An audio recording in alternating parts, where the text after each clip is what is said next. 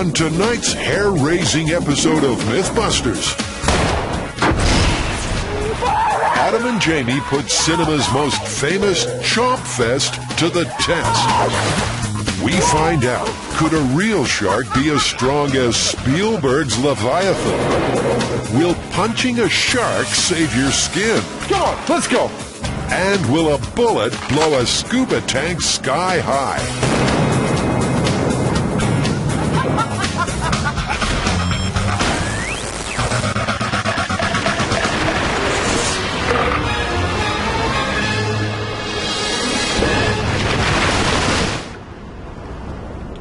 Who can forget Jaws, the movie that made a generation think twice about taking a bath?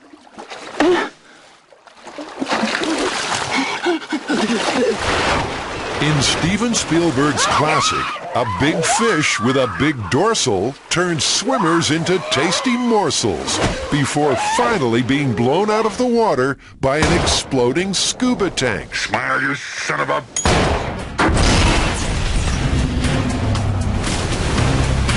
We're going to see if punching a shark will actually stop it from attacking you. We're going to test how strong sharks are. And then, my personal favorite, we're going to see if shooting a scuba tank with a bullet will actually make it explode.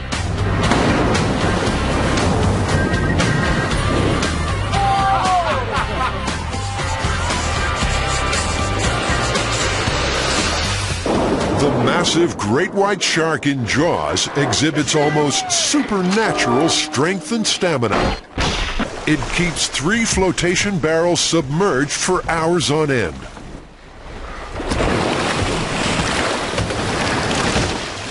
It yanks Quint's boat, the Orca, backwards while the engine's running. Impossible! It's impossible! It demolishes a shark cage, and it rams a hole in the Orca's hull. But is any of it feasible? Adam and Jamie will put each of those scenarios to the test in true Mythbusters style. One down! The movie shark displays 2 different kinds of strength. Pulling down the barrels and towing the boat backwards are examples of continuous force.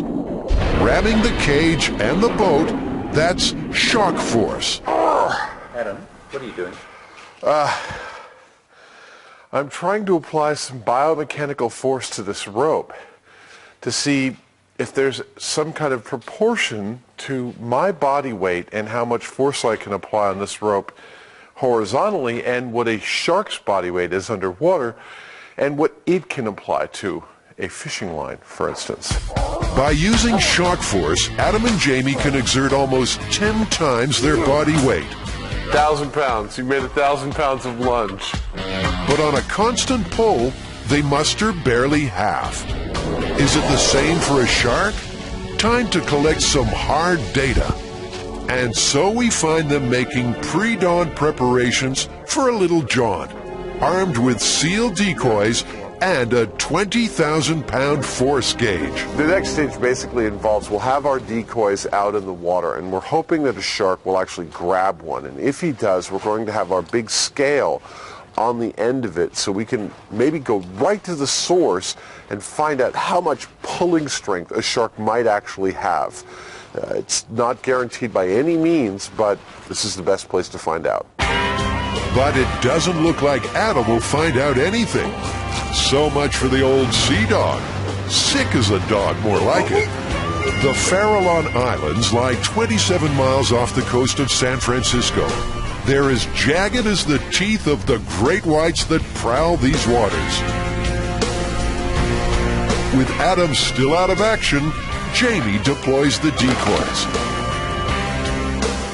Then there's nothing to do but wait and talk big fish. Sean Van Summeren is an expert on great whites. He's seen their incredible power and speed. I've seen, 2.5-ton white sharks come flying out of the water and bite big 50, 60-pound bites out of elephant seals and things like that. Things that impressed me as a hugely powerful animal. A great white's speed has never been clocked. However, during aerial maneuvers like this, it's estimated they travel between 20 and 25 miles per hour.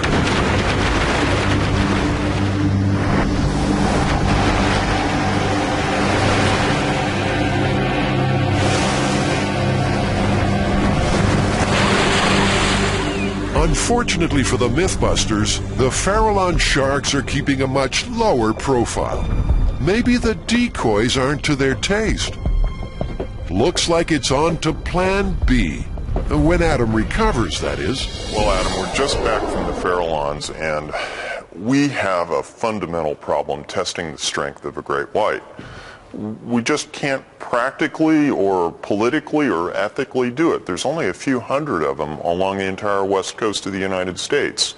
Well, I still think it's important to use a real animal to get some shark strength data. So perhaps when we go to the Bahamas, when we're dealing with some other species of sharks, we can do some of these tests with another species, but real sharks nonetheless, and try and get some good results out of that.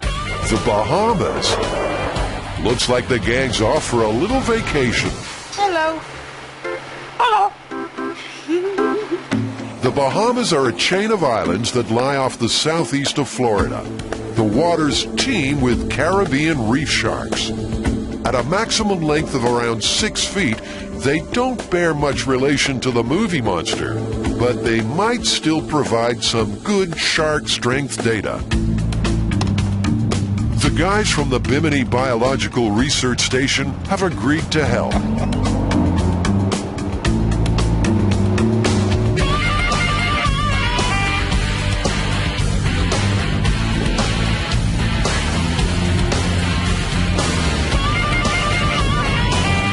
This time, Adam's managing to keep his lunch down.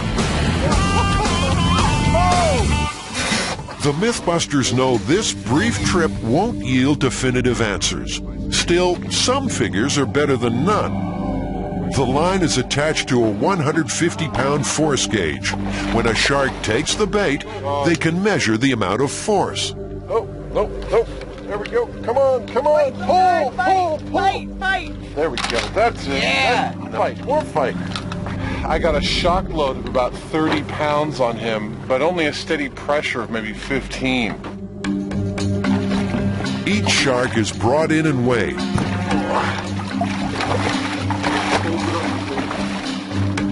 Yeah. Okay, what does it say, Jamie? About 45 pounds. 45 pounds. Minus 15 pounds for the rig, which means this little guy exerts a shock force of about his own weight. Sharky. Nice. Oh, yeah, he's got it. Went up to about... Shock load of 70. Steady pull. Grant. 30. Okay, come on. Don't let him give it. Don't let him get under there. Oh. There we go. Good. Okay. He's coming in. He's in place. He's in place. Are you ready? Let's set a purple line. Okay, back is cinched. Let it go. Okay, now's good for the reading. There you go.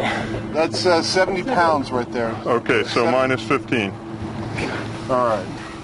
So again, he's about pulling his own weight, which is what one would expect. The rule of thumb seems to be that sharks can pull no more than their own weight on a shock load, and about 30% of their weight on a continuous pull. So you're ready to go after that big hammerhead now? Yeah. The guys will use those two figures as the basis of their shark strength experiments, which they'll carry out back in San Francisco. But first, they have a jab at another Jaws myth.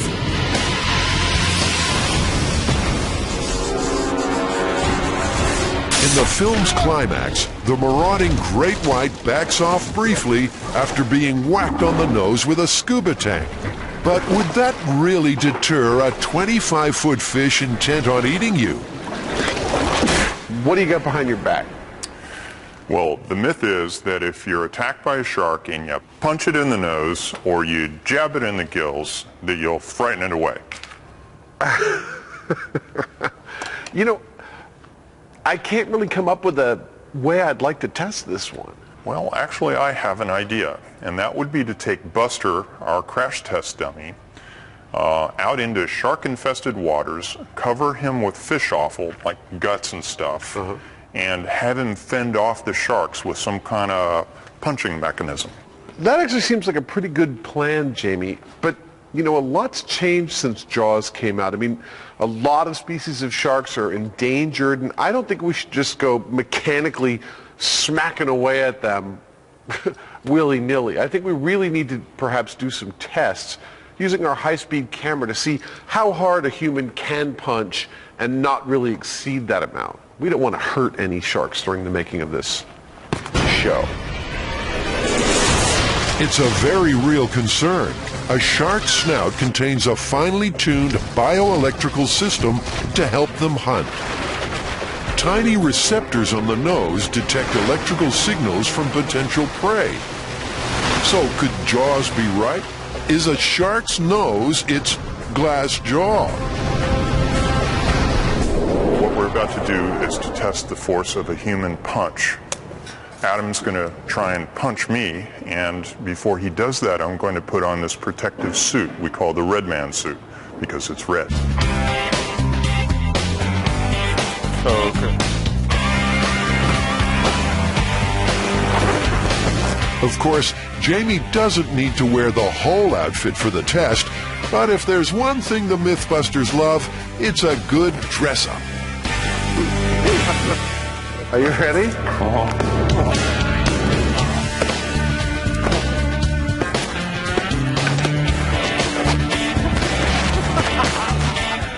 Guys, when you've quite finished,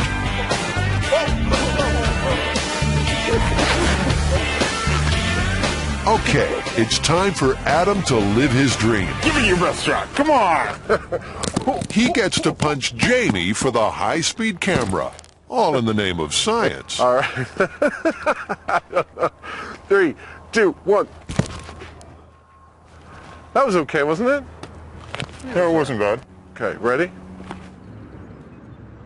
Oh, that was a hard one. 3, 2, 1. Adam's fastest punch is clocked at 20 miles per hour. Now we got to do force. How much force is behind those punches? How are we going to do that? I was thinking if we took something like a sandbag, a large bag of sand, and we hit it and saw how far it swung, and we were able to replicate that swing, we'd have something pretty accurate. One of Buster's thighs makes a good punching bag. Off the end of the scale. Scale there, Rocky. Force is mass times acceleration. Buster's thigh weighs 10 pounds. Jamie's punch moves that 10 pounds, 37 inches in a third of a second. All right, Jamie, so when I threw my punch, my best speed was about 20 miles an hour. And when you actually punched the leg meat here, you made it move about 3 feet with your punch. Yeah, as long as we recorded all of the exact placements of everything, the camera, the distance traveled and everything, we should be able to replicate it or try to. Coming up, how great was the great white in Jaws? Could a real shark be as strong? And Buster gets set to go a few rounds with some denizens of the deep. We've got a robot in the water, he's stuffed with tuna, and it's just another day here at Mythbusters.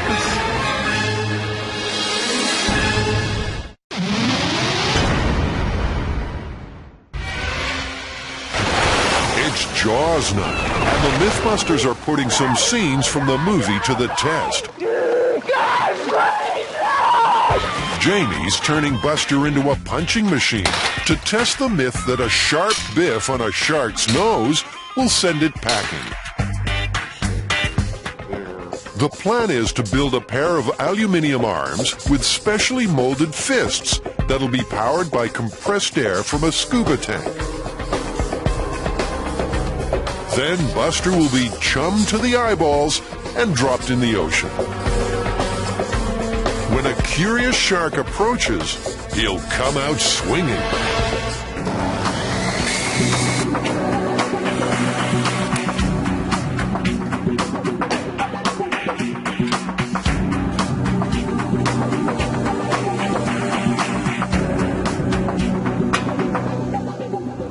So that'll be the most upward pose.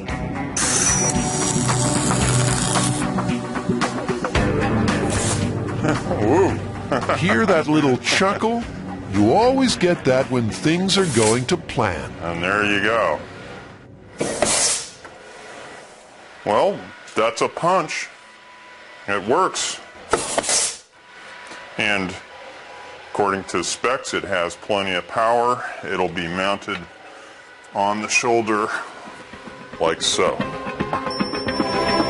Just one thing. Those shoulder pads are so 1985.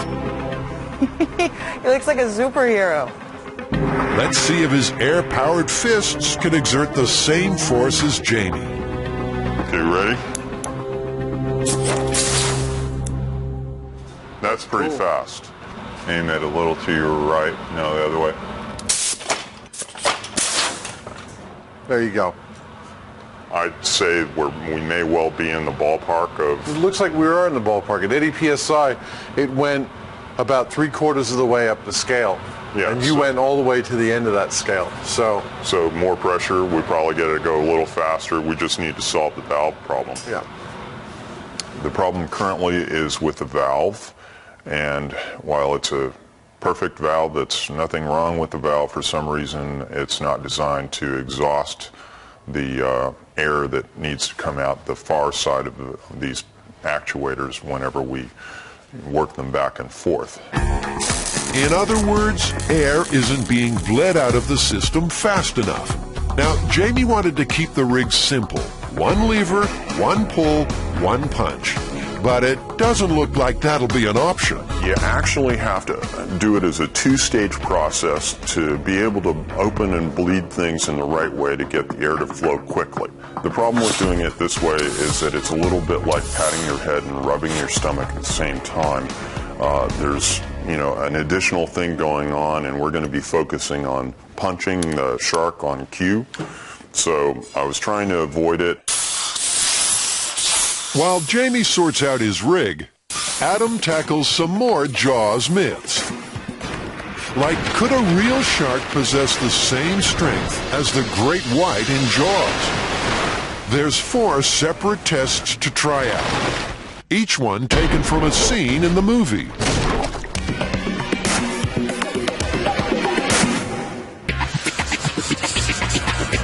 I've been given responsibility to build a shark cage that exactly matches the one from the film in every detail: height, weight, size, thickness, everything.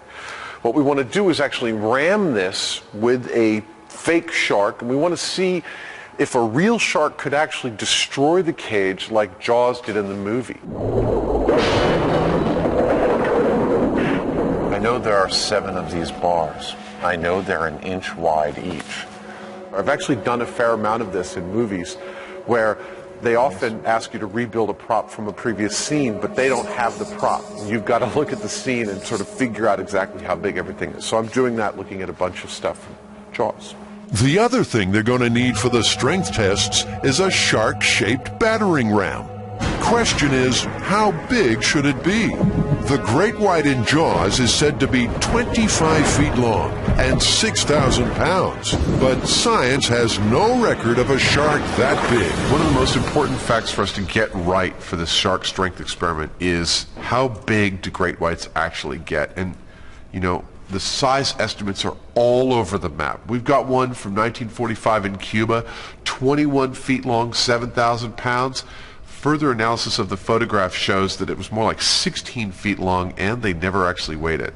And then there was Ralph Collier, who wrote a book called Shark Attacks of the 20s. 17 and 19 feet long, about 3,000 pounds. That is a really good average for a mature female great white shark. There's no time for anatomical accuracy. Instead, they'll cast a shark head, and the body will be a length of pipe weighing 3,000 pounds. Step 1. Carrie carves a great white head from a great white block of foam, which the build team then uses to make a fiberglass mold.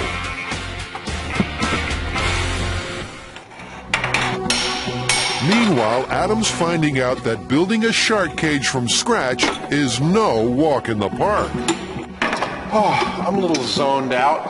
I'm more than halfway there in the machining of these things.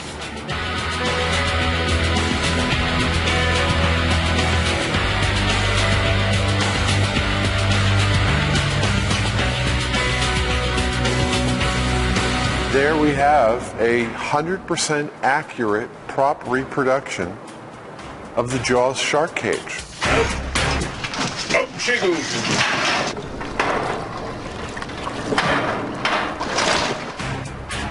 So I guess now the question is, what kind of shark abuse will this puppy withstand? And we won't find the answer to that until the build team finishes the shark ramp. Next stop, an art supply shop. It sounds like Jamie has picked a certain rubber that he thinks would most match the shark skin. So we're probably going to go with that. We actually are looking for a fast-curing polyurethane that can be brushed on. It can be applied really thick so that we can work really quickly and get the shark head knocked out, because we've been working on it for days and we thought it would take a day. What we've got here is a Goldilocks situation. If the rubber's too hard, the ram will easily penetrate the targets. Too soft, and it'll bounce right off. So it has to be just right.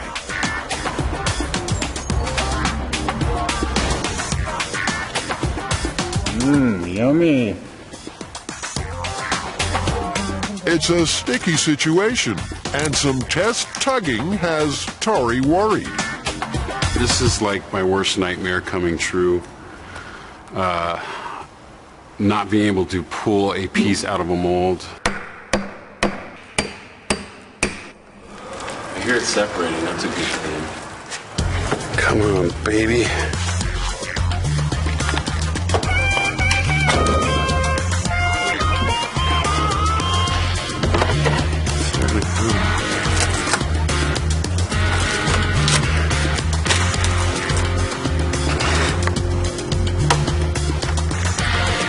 Yeah.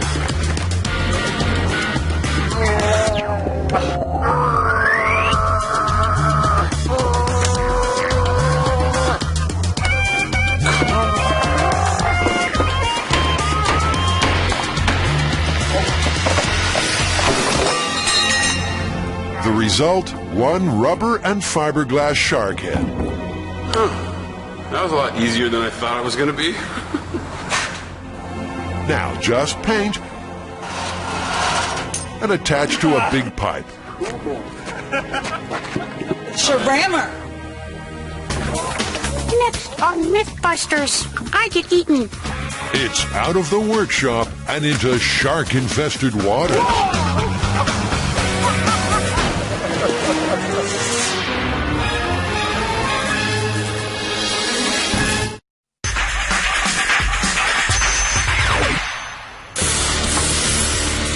The Mythbusters want to find out, will punching a shark stop it attacking you? Jamie's trying to turn Buster into an air-powered shark-punching machine. In Jaws, Brody buys himself some time by hitting the shark with a scuba tank. In the real world, it's a commonly held belief that when a shark attacks, offense is the best form of defense. One famous shark attack survivor believes that fighting back probably saved his life.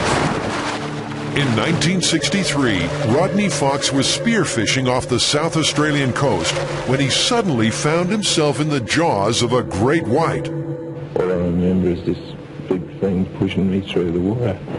When I was attacked, I knew I was being attacked, and I just thought I should fight it off and do my best to get out of it. And because I actually fought and I grabbed hold of the shark around the belly so it wouldn't bite me, and then I kicked at it and I pushed it off, I believe that helped a lot. Whatever the reason, Rodney Fox was released and lived to tell the tale. His wounds needed more than 500 stitches. Well, there you go. Looks like Buster's ready to come out swinging. Jamie's overcome the airflow restriction, although operating the rig now takes a degree of coordination and timing. Just kind of balance it. It won't hit you if you're down here. I will steer it. Adam, since you're going to be operating that thing, you might as well operate it. Is it powered up? It's powered up, and I will have to hold on to this to aim it. All right. Are you ready? Here we go. 3, 2, 1.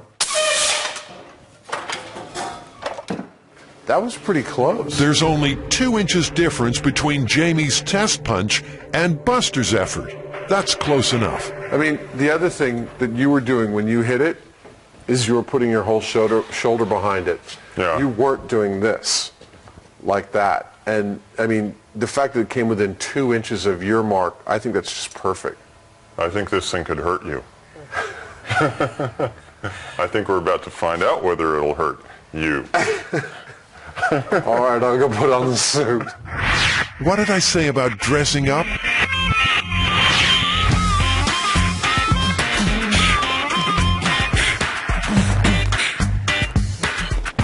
Yeah, I can shake a booty in this.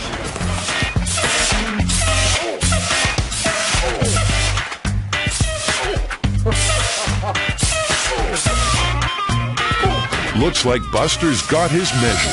Come on, let's go. So, Buster's finally punching. He's doing well. It's got the right speed. Yeah, the last thing we have to do is hang him over the shark cage or in front of it, because I'll be inside it steering him. You'll be on the surface operating the valves so he punches. Making him punch, right? Yeah, and that's about it. As we know, the waters off Northern California are home to some giant great white sharks. But even the Mythbusters would think twice before shaping up to these monsters. Buster will have to pick on something his own size, like, say, a Caribbean reef shark. All right, looks like it's time to pack Buster's bags for the Bahamas. What do you think he'd wear, shorts or a little thong? I don't know if Buster has enough actual flesh down there for a thong, but... He's got no butt at all. In fact, he doesn't even have any legs. Here we go again.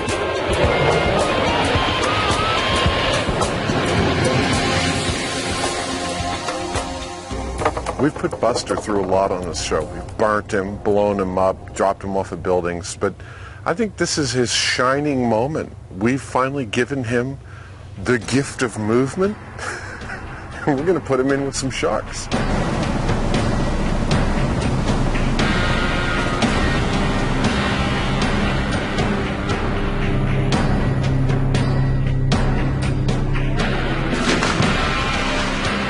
Two sharks right below us.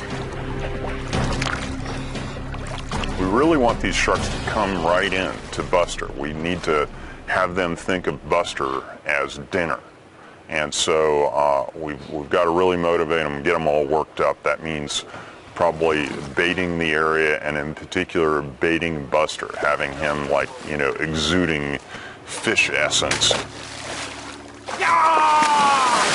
I'll tell you, looking at all these sharks in the water, if Buster was a real boy, he'd be absolutely terrified right now.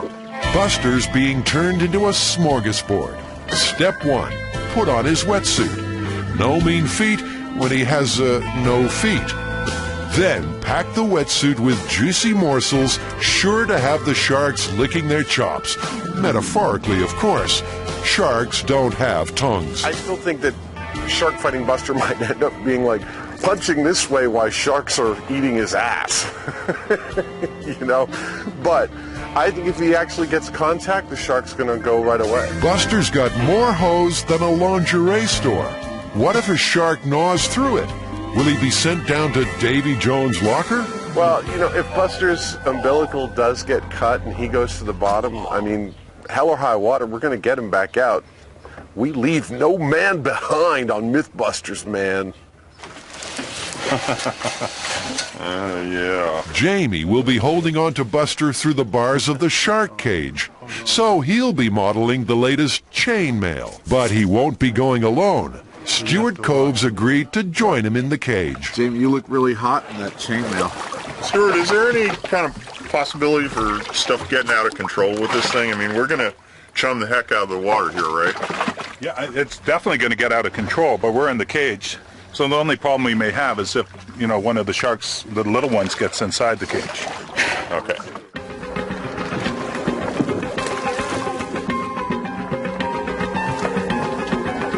Buster goes overboard. We've got a robot in the water. He's stuffed with tuna, and it's just another day here at Mythbusters.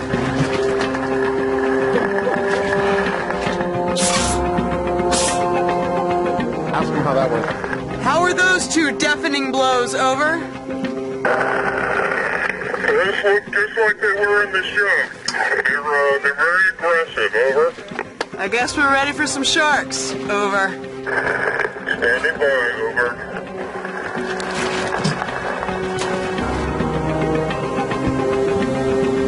They're coming.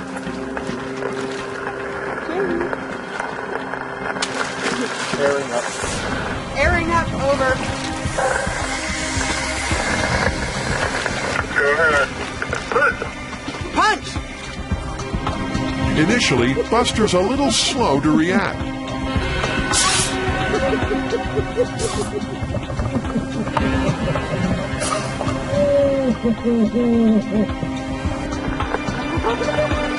The sharks seem cautious, but soon the fishy waft from his wetsuit has them fired up. Buster has a real fight on his hands.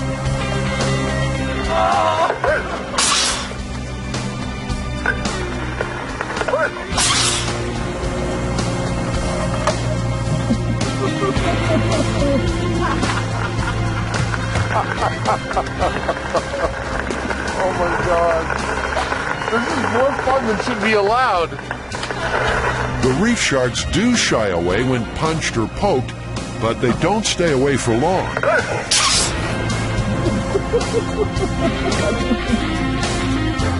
A shark shoots up from below and grabs Buster's arm.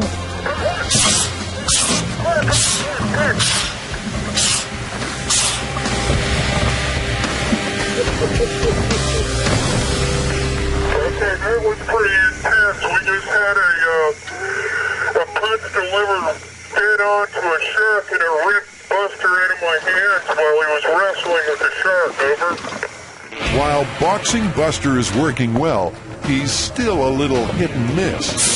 Remember, the myth says that punching a shark in the nose, eyes, or gills will stop it attacking. Not sure how often Buster's finding the mark.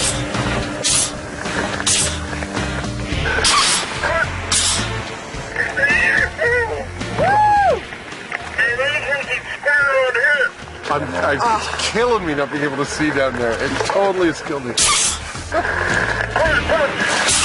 The smell of the bait is making them bolder.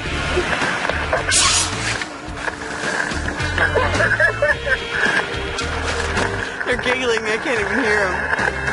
Oh, bump the camera. Whoa!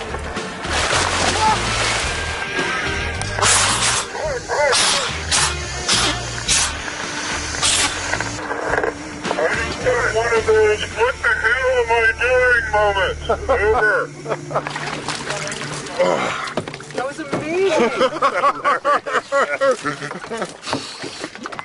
Sometimes the sharks would just come in and get a hold of him, and they were like completely swallowing his hands while I'm going punch, punch, punch. You know, it's like, I just let him go, and he's out there swimming around by himself, punching and. The conquering hero returns, bearing the scars of battle. See, look at this. Look at all these bites around the wrist. That means he swallowed the hand. He's just like ripped to shreds. And so is his fish-filled wetsuit. It's quite obvious that they're very skittish. They don't like to be challenged. And, you give them a good wrap, they're likely to go away. So I think it's actually impressively plausible. But the Mythbusters haven't traveled all the way to the Bahamas to leave it at that. Now they've seen the sharks in action, they're already planning their next bout. Clearly, I think we might be slipping on Mythbusters. I mean, the robotic shark punching buster worked perfectly the first time out. Yeah, you know, it showed if the sharks were really motivated to go for you, you know, like really attack you, that was their focus, because he was all chummed up and they wanted him, that you might as well go after him. You might as well punch him. What else are you going to do? Because it really actually did something. Yeah, it fended him off. Yeah, but I still think that we need to do a little more testing with this myth. I mean, clearly after what Stuart said, it sounds like if you punch the shark, they're going to come at you more aggressively. I think that we might have to take this a step further and get into the chainmail and have one of us, not me. Not me. Clearly Jamie. That would be me. Get down there in the chainmail and punch them personally. And see if they get more riled up by punching, and if punching is actually worse than not punching. Are you willing to do it?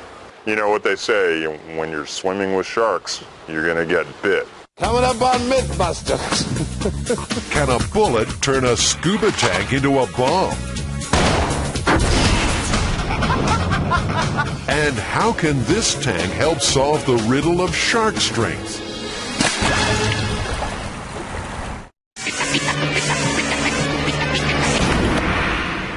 How strong is a shark? According to Adam and Jamie's figures, a shark can exert no more than its own weight on a shock load, and about 30% of its weight on a continuous pull. If that's right, then is it possible for a real shark to wreak the same sort of havoc as the one in Jaws?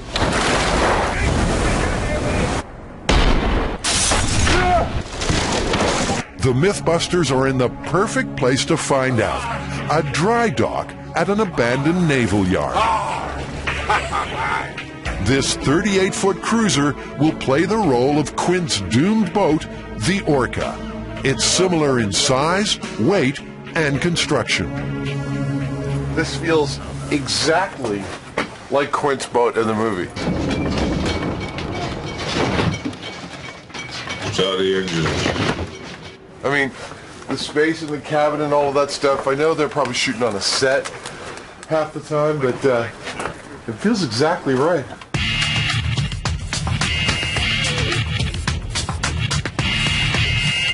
We're calling it the Orca 5. I think the 1, 2, 3, and 4 they used in various movies. All the Jaws movies. They even had one with the balsa wood stern so the shark could get up on it easier. Always wanted to do this. I christen thee the Orca 5.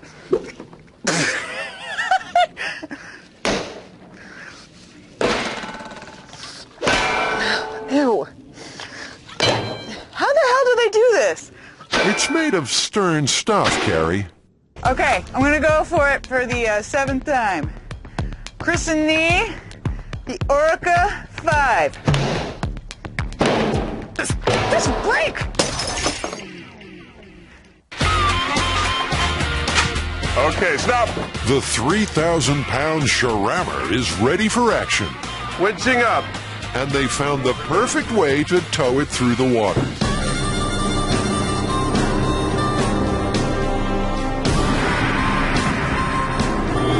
That is foxy.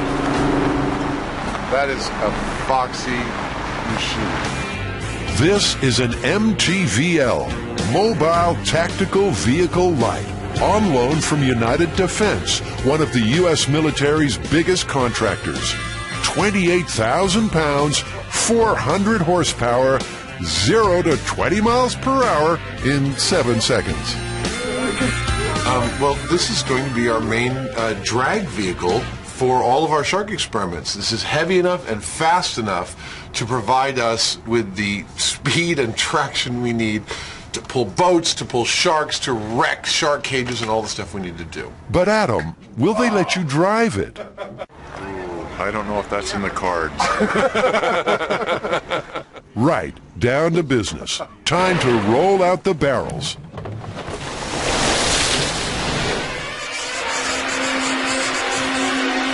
Here's the plan. The barrels are tethered to a concrete block sitting on the bottom of the channel. A length of rope goes from the barrels through a system of pulleys to the force gauge, which is connected to the tank. The tank takes off, the barrels get jerked under, and the gauge registers the amount of force needed to submerge them. These are the actual barrels Spielberg used in the making of Jaws. If any harm comes to these babies, the owner will have Adam over you-know-what.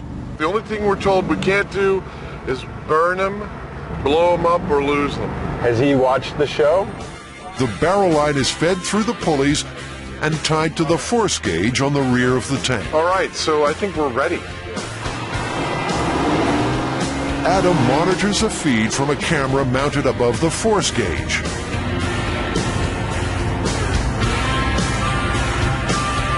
Ready, set, sink.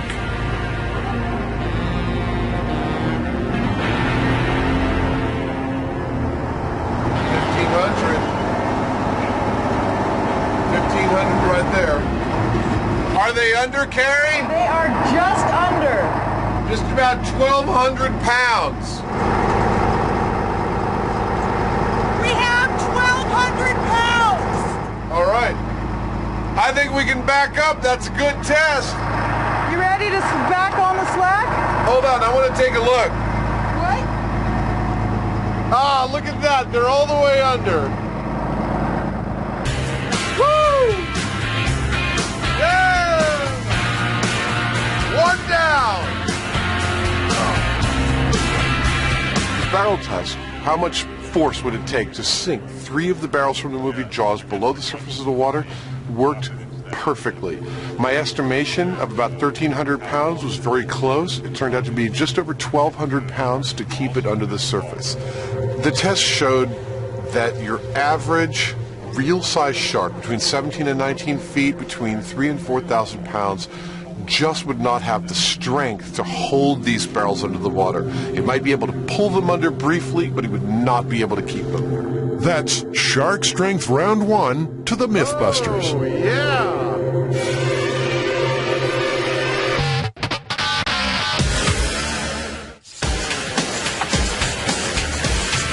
All right, guys.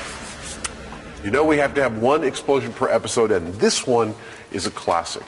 The question is the end of the movie Jaws actually feasible? When Brody stuffs the scuba tank in the shark's mouth and fires a rifle right in its end, will it explode with enough force to blow the shark to smithereens? Smile, you son of a... In the book version of Jaws, the great white meets a different fate, dying after being harpooned by Quint. And author Peter Benchley wasn't happy about Spielberg's explosive climax. The director was adamant. When Brody squeezed that trigger, the villain of the piece was going to go up like an oil refinery. But Benchley thought that having the scuba tank explode when shot was unbelievable. He said, "I don't care." He said, "If I have got them for 2 hours, they will believe whatever I do for the next 3 minutes because I've got them in my hands and I want the audience on their feet screaming at the end, 'Yes, yes, yes.'" What Audiences Got was one of cinema's most memorable finales.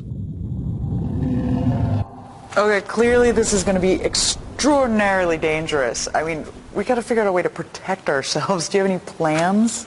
Well, actually, I do. My thought was to get a hold of one of those shipping containers, the big steel things, and if we put the scuba tank inside that, and we take our gun and mount it also inside that, but make it able to fire remotely, so we'll hook a motor or something up to it and run a wire way far away, we should be able to operate this safely. There's no question that a scuba tank carries a lot of energy. Inside each cylinder is enough air to fill a phone booth, about 80 cubic feet. The air's a mix, 78% nitrogen and 21% oxygen. The air is stored under enormous pressure, 3,000 psi, or 204 atmospheres. It's estimated that a single tank carries 1.3 million pounds of explosive force. And that's what Adam and Jamie want to unleash. You know, I've got some prop geek buddies out there, and I managed to obtain one of the actual tanks used in the shooting of Jaws. It's actually been signed by Richard Dreyfuss. Jamie, you want to tell me what kind of tank this is?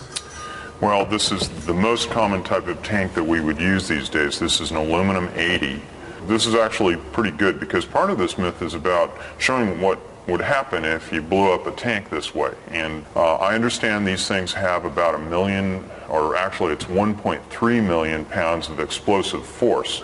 I'm not sure what that means, but it sounds like a lot. So this is going to be fun. Our scuba tank will have to be clenched in the jaws of a great white shark. As well connected as he is, Adam can't get hold of the one used in the movie, so he's going to make his very own. We're working on making basically a mock-up shark's head to put this tank into when we explode it. I'm just still framing through the movie Jaws to take a look at some of the basic measurements of the shark's mouth to try and duplicate the dimensions correctly. I'm using a technique called additive foam buildup, which involves using upholstery foam like this, which is just like a 1-inch urethane foam, and some contact cement, which is exactly how they made Muppets, in fact, to make this shark's head. I've got a sample over here that I prepared earlier. It's a pretty good technique for making sharks. The other question is, what are they going to shoot the tank with? We've chosen the 30-06 because, as near as we can tell by looking very carefully at the movie, it's the same type of weapon that was used to shoot the scuba tank. The guys at the gun shop agree. This war vintage M1 Garand uses a 30-06 rifle cartridge. And it's starting to dawn on Jamie that he's staring down the barrel of one dangerous challenge. It may be a 1 in a million chance, but the fact is, if that weapon goes off when it's in the right position, I'm dead. Later, the FBI's on standby as the Mythbusters trigger the scuba tank firing squad. In 3, 2, 1! And after the break, they put shark strength to the test.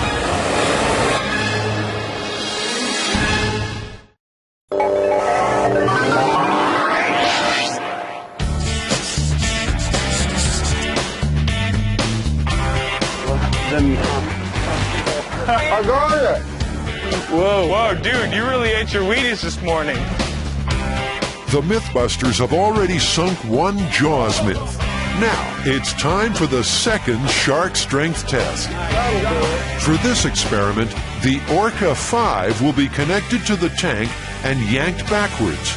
To replicate the scene successfully, the boat will have to be pulled back so fast that waves break over the stern. I can't hold it!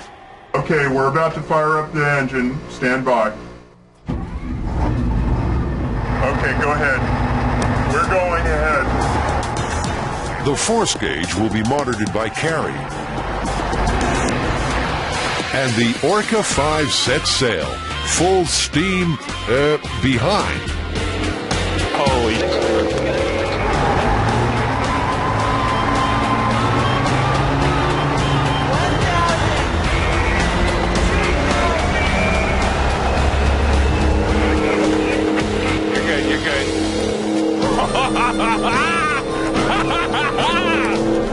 The tank hits 25 miles per hour, the estimated top speed of a great white shark. The force gauge trembles between 4,000 and 8,000 pounds. And Orca 5's maiden voyage comes to a sudden end.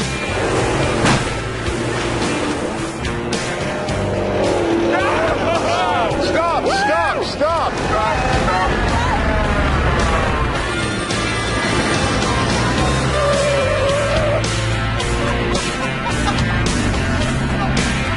It was an action replay of the movie, a cleat was wrenched out. But that's where reality ends and fiction begins. That actually proves beyond a shadow of a doubt that the Jaws shark could not have dragged the orca backwards until water splashed over the stern, because it would require it to exert more than double its own weight. And we didn't find a single shark that could do that. So that's Mythbusters 2, Jaws, Zip. Later, the Sharammers dead on target when the Mythbusters tackle the movie's remaining strength scenes.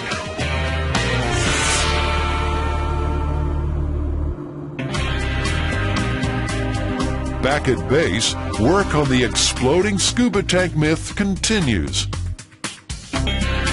So it's got some structure, but it's going to need some more. Adam's Muppet Maneater is nearing completion. It's just like the real thing, only cuddly.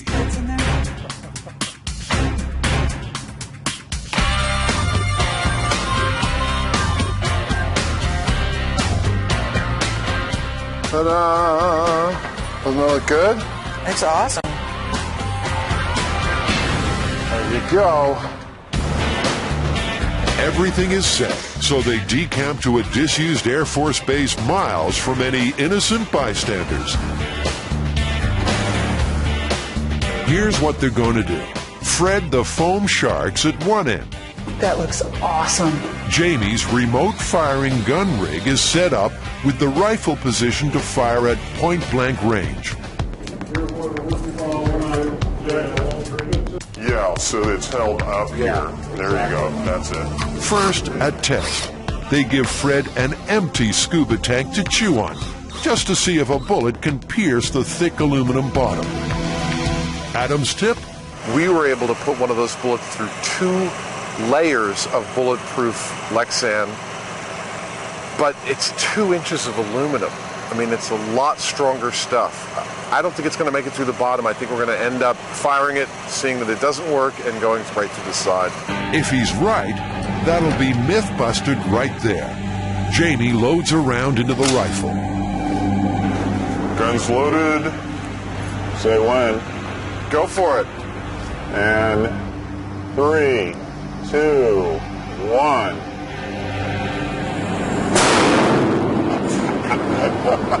I think it went off. That's fun. Lucky Adam didn't have any money riding on that result. Gonna pull it out. That went right through. Oh, look at that. Wow. Wow. So, amazingly, that part of the myth is totally plausible. Yes, indeed. Now we get to see what will happen with it under pressure. On the other side of the break, put up your dukes, Jamie. It's time to fight off some fish. If I was in charge, I wouldn't put him down there.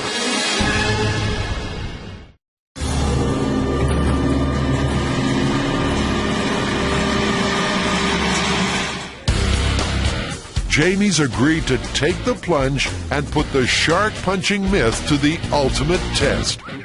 We're out here at a new location. It's much farther out, and these sharks are wild. They're much more aggressive. They're swirling around the boat right away when we landed, or when we dropped anchor here.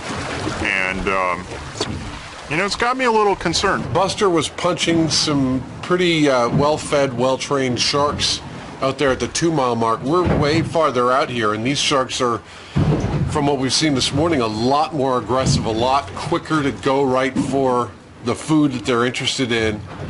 And there could be, you know, some confusion and some danger involved. I don't know how I feel about it. I mean, I would completely support Jamie if he said no way. I'm a little worried. I don't really want Jamie to go down there and do that. Watching those sharks, they're way more aggressive, and I'm actually really nervous.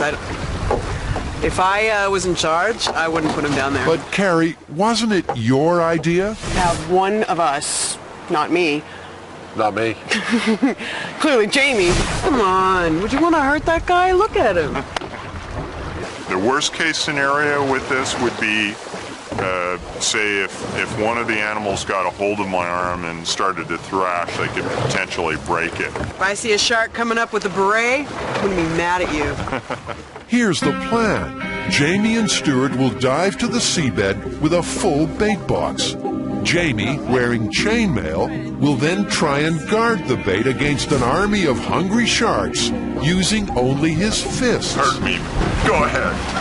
Now, Adam can't dive because of an ear problem. Lucky then that the crew have brought along a bubble sub, a personal submersible that can be piloted by someone who doesn't have a dive ticket.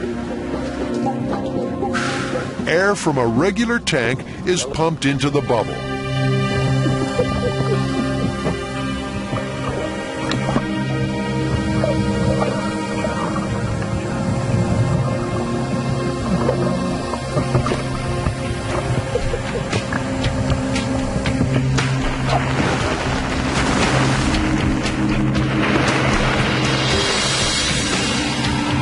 Jamie and Stuart take the bait to the bottom.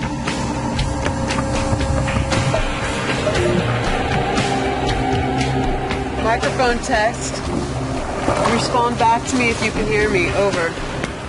I can hear you fine. This is Jamie. Over. Roger that. Over.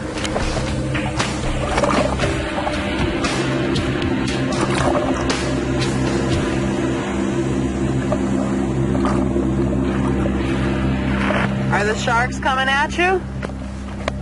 All around us. Right. Let the battle commence. Okay, the sharks are all around them.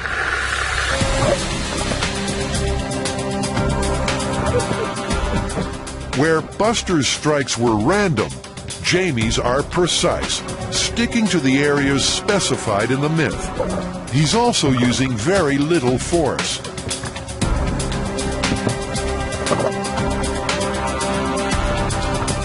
It's soon obvious that Jamie's punches aren't making the sharks more aggressive.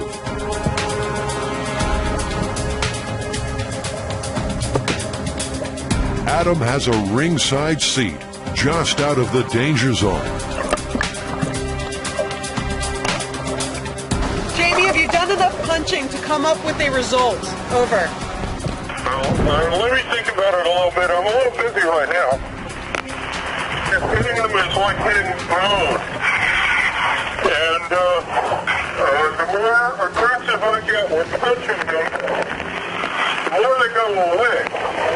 Over.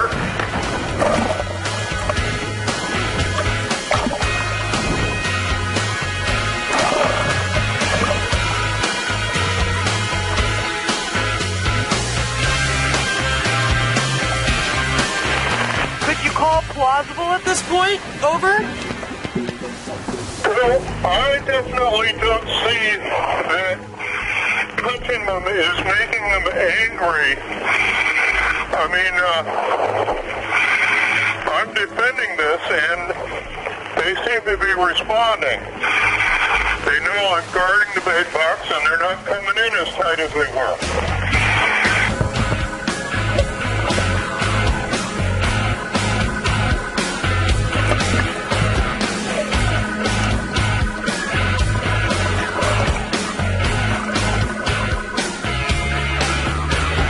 Swimming around. I mean, it's obvious they don't like even being poked. I mean, you could really pretty much do this and get the same result.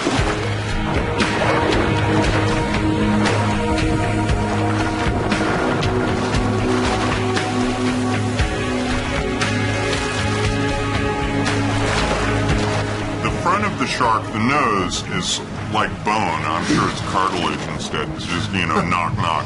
They don't respond to it too much either.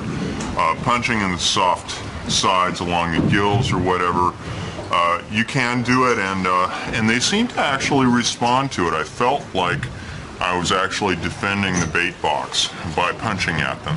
I did not feel them like getting angry at me or... All right, so shark punching busted, plausible, or confirmed? I I would have to say plausible. I don't think it's 100% way to defend yourself depending on the circumstances. But I tell you what, if you get bit by a shark and they're going for it, I'd be punching at it. Yeah, I think I'd be punching at anything that was biting me.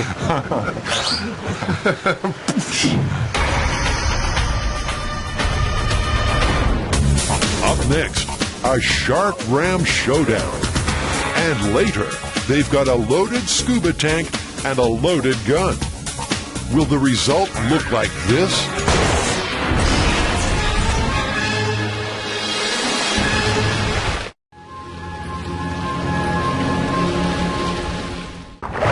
There's no record of a great white ever attacking and smashing a shark cage.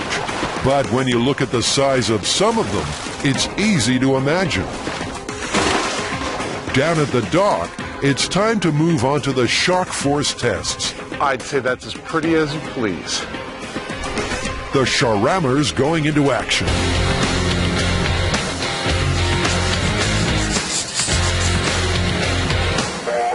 The Sharammer will be hooked up to the personnel carrier, which will then deliver its payload head-on at a speed of 25 miles per hour. The result should look something like this.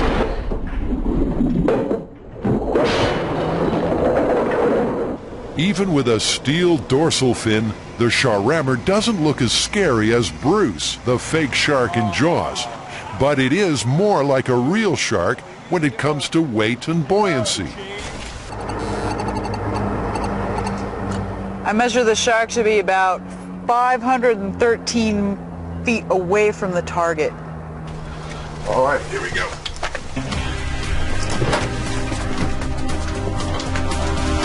We're standing by to start the track vehicle, over. The ram is the same length and weight as a mature great white. It's about to become a jawpedo. We're waiting on your signal to go. Okay, we're go. The MTVL will stop at a preset distance, so the rope goes slack before the collision. That means the Sharammer is not being towed, but traveling under its own momentum when it strikes the cage at 25 miles per hour, the estimated top speed of a great white shark.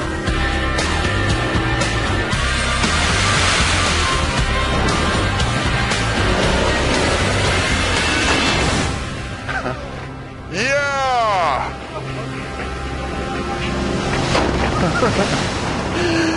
Man, was I close to going in the drink. Well, that was cool. It flipped around a little bit, but it, it did what it would do. I mean, we had an impact. There's part of the cage on the Sharammer. I didn't see it before. The shark took part of the cage out. Look at that. So, look what's on the shark. Is that a piece of the cage? It's like it went right through it. Bullseye! The ram is undamaged. Adam's cage, on the other hand, I mean, obviously it's such a massive amount of force, but really we've not seen any evidence. It's all based on estimation, the 25-mile-an-hour mark. There's no data that shows the shark swimming that fast. Nor is there any information that shows that a shark actually made it into a cage. Like, that they actually penetrated a cage. Yeah. Nonetheless, that's Mythbusters 2, Jaws 1.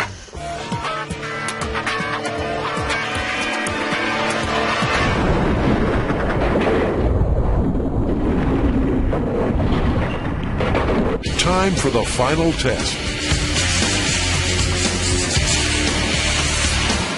In Jaws, the ferocious fish springs a surprise, not to mention several leaks, when it rams the orca.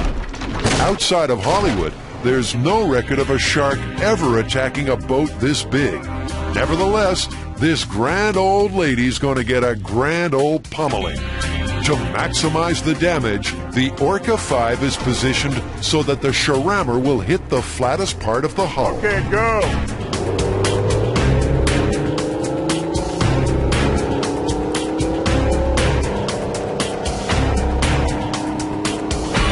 The military hardware launches a final assault.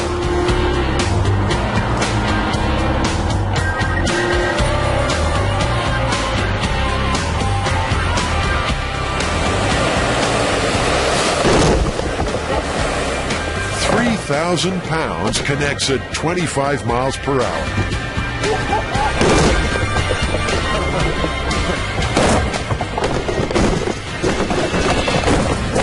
Oh, camera in the water!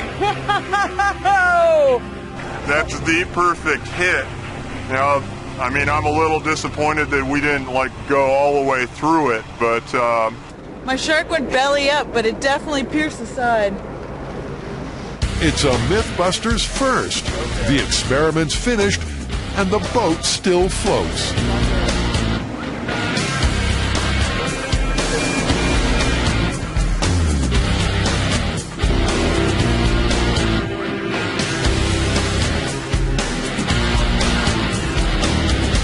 This, I think, it's definitively plausible that 3,000 pounds of shark could make some damage to your boat, even though no great white has ever been caught sinking a boat of this size. yeah, you get a big fish going real fast. What do you expect?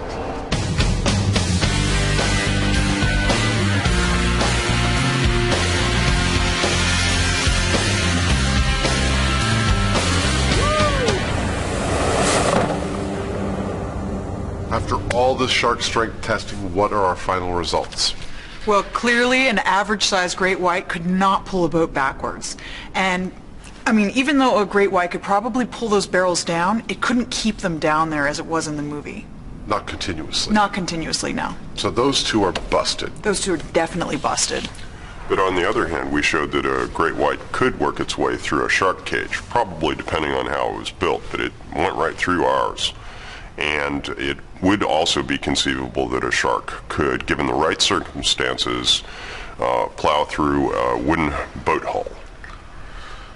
Well, then I would call that Mythbusters 2, Jaws Shark Myths 2. That's 2-all, yeah? Yeah. After the break, the explosive climax to our Shark Week Jaws-tacular.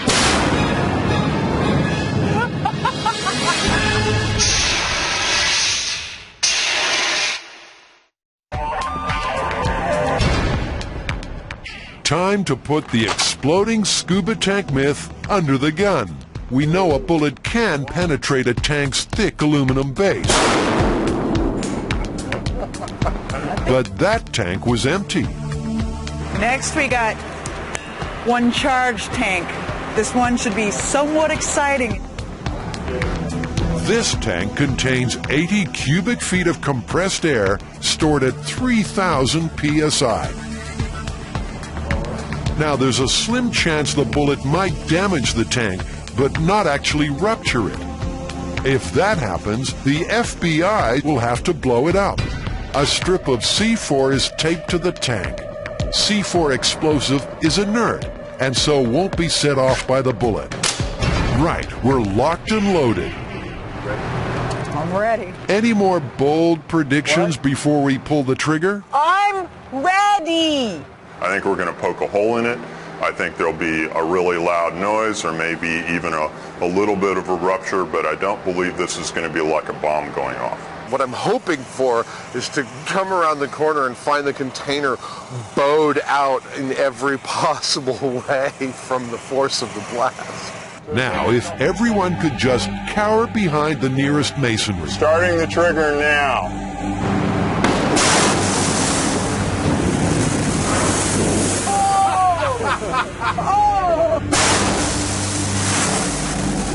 The tank took off like the proverbial rocket,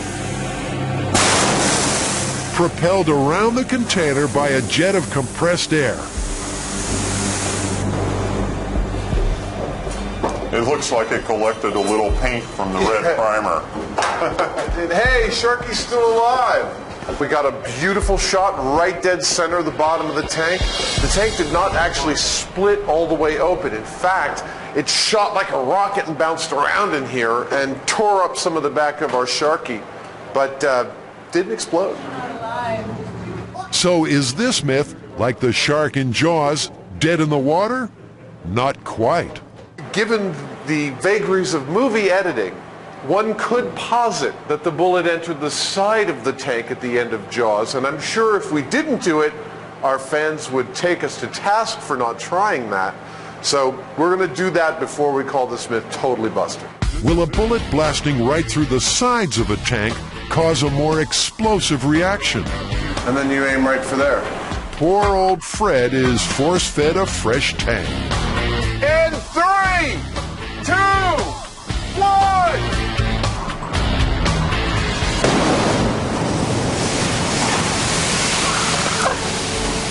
I don't know, it sounds like it might have been the same thing. That's not an explosion, that's a hole.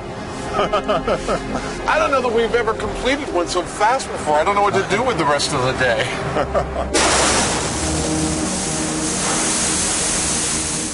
It's the same result as before. The tank ricocheted around.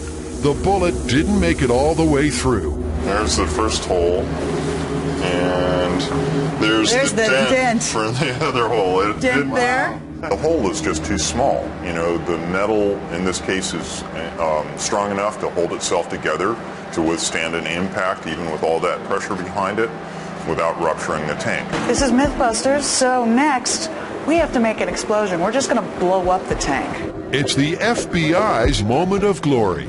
Another full tank is placed in position. This time, the C4 will be remote detonated. Fire in the hole! I didn't know they really said that.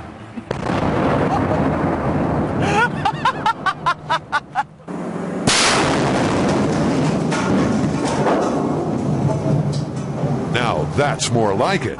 The shockwave knocked over light stands, and there's a nice dent in the container. Whoa!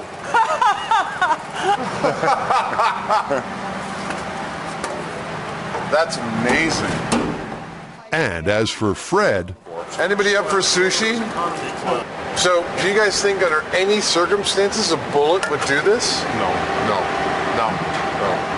It ain't happening with a gun, and, you know, worst he would have gotten is that shark would have swam backwards pretty quick for a few seconds.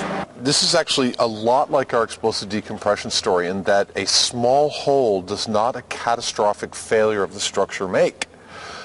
Just like on an airplane that can manage the pressure even with a bullet hole in it, these tanks don't turn into bombs when you fire bullets into them. They turn into rockets.